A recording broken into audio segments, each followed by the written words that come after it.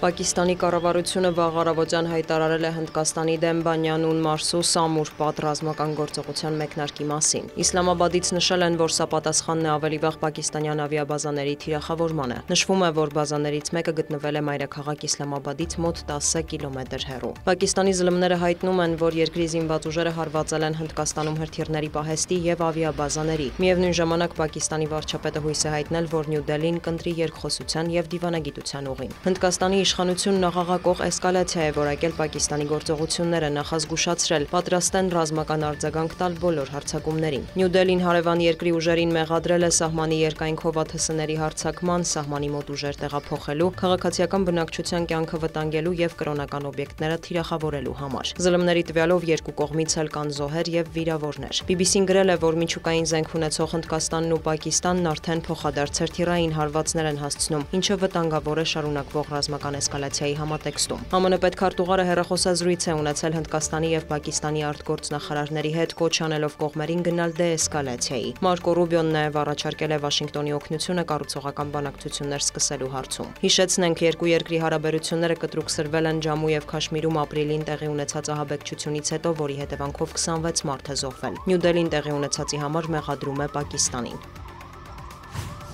Ֆրանսիայի նախագահը եւ Լեհաստանի վարչապետը բարեկամության եւ համագործակցության ընդլայնման մասին համաձայնագիր են ստորագրել։ Նախատեսվում է ամրապնդել հարաբերությունները մասնավորապես պաշտպանության, էներգետիկայի, տնտեսության, արդյունաբերության, գիտության եւ մշակույթի ոլորտներում։ Մենք ցանկանում ենք ստեղծել իսկապես ներառական պաշտպանական գործընկերություն, սա այլընտրանք չէ ՆԱՏՕ-ին կամ Եվրամիությանը, նշել է Էմանուել Մակրոնը։ Նրա խոսքով պայմանագրում փոխադարձ ռազմական օգնության մասին կետի ներառումը պետք է շատ հստակ ազդանշան լինի։ Դոնալդ Տուսկն էլ համոզմունք է հայտնել, որ երկկողմ համաձայնագիրը կնպաստի ամբողջ Եվրոպայի անվտանգությանը եւ կայունությանը։ Լեհաստանի վարչապետը հավելել է Վարշավան եւ Փարիզը կշարունակեն համակարգումը նաեւ Ուկրաինայի հարցով։ Այնուհետև Ֆրանսիայի, Լեհաստանի, Մեծ Բրիտանիայի եւ Գերմանիայի ղեկավարները մեկնել են Կիև։ Ուկրաինայի արտգործնախարարը հույս է հայտնել, որ բարձրաստիճան հանդիպումների արդյունքում լուրջ որոշումներ կկայացվեն, ավելի իրական դարձնելով խաղաղության հեռանկարը։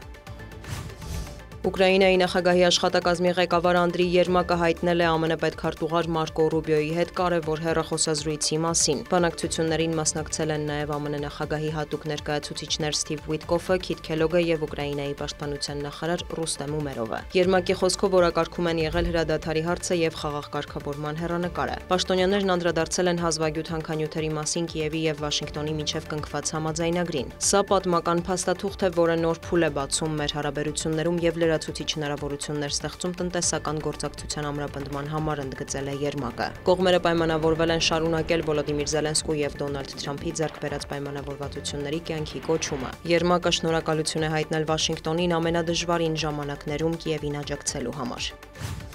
Վաշինգտոնից հայտարարել են, որ ԱՄՆ նախագահը չի պատրաստվում միակողմանիորեն նվազեցնել չինական ապրանքների համար ավելի վաղ սահմանված մաքսատուրքերը։ Սպիտակ տան խոսնակը շեշտել է, Պեկինը պետք է գնա զիջումների։ Քերոլայն Լևիտի խոսքերը հաջորդել են Դոնալդ Թրամփի հայտարարությանը, որ Չինաստանի դեմ ամերիկյան մաքսատուրքերը կարող են 145-ից հասցվել 80%-ի։ Ակնկալվում է, որ ԱՄՆ ֆինանսների նախարարը եւ առևտրային հարցերով Դոնալդ Թրամփի բանակցողը Շվեյցարիայում պետք է հանդիպեն տնտեսական հարցերով Պեկինի ներկայացուցիչների հետ, կարգավորելու ԱՄՆ-Չինաստան առևտրային պատերազմը։ Դոնալդ Թրամփը համոզմունք է հայտնել, որ կողմերին կհաջողվի արդար գործարք կնքել։ Դիանա Գասպարյան, լուրեր։